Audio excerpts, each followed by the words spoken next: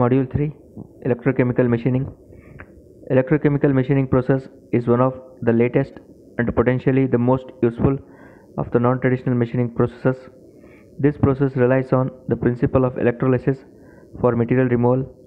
A depleting action between a conductive workpiece and a shaped tool produces a predictable erosion of the workpiece.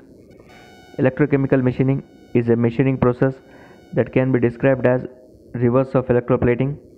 The different fields of application of the ECM process are forming, drilling, cavity sinking, milling, slitting, internal forming, turning, machining internal helical splines, finishing cavities, etc. Process principle of ECM. In ECM, the reverse of electroplating is applied, so the workpiece becomes the anode and the tool the cathode. Therefore, the workpiece loses metal, but before it can be plated on the tool, the dissolved metal is pumped away in the flowing electrolyte. In ECM, the workpiece need not be submerged in the liquid solution, but the electrolyte is pumped around at high speed.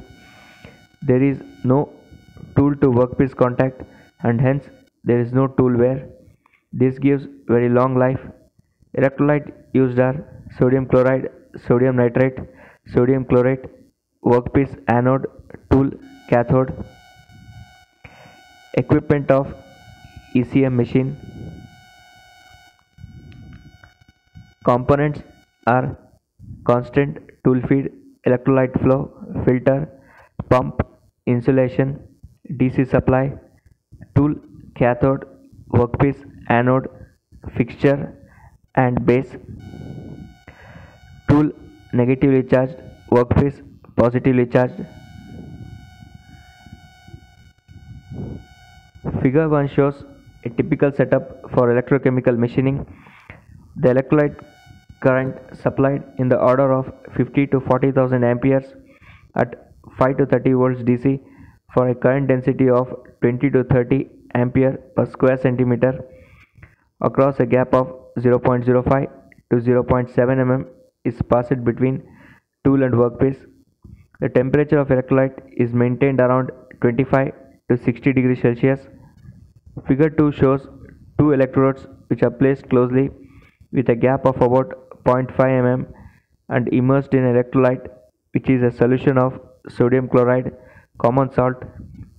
When an electrical potential of about 20 volts is applied between the electrodes, the ions existing in the electrolyte migrate towards the electrodes.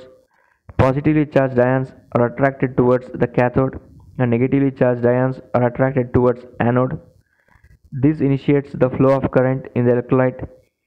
The rate at which the ions arrive at their respective electrode determines the density of the current and varies in direct proportion to the applied voltage, the number of ions present and the gap between the electrodes. The electrolysis process takes place at the cathode, liberates hydroxyl ions negatively charged and free ions of hydrogen. The hydroxyl ions combine with the metal ions of anode to form insoluble metal hydroxides and the material thus removed from the anode. This process continues and the tool reproduces its shape in the workpiece anode.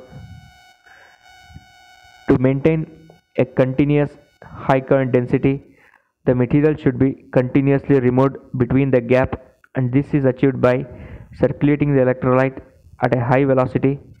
A constant gap should be maintained between tool and workpiece, so the cathode tool should be advanced towards the anode workpiece at the same rate at which the material is removed.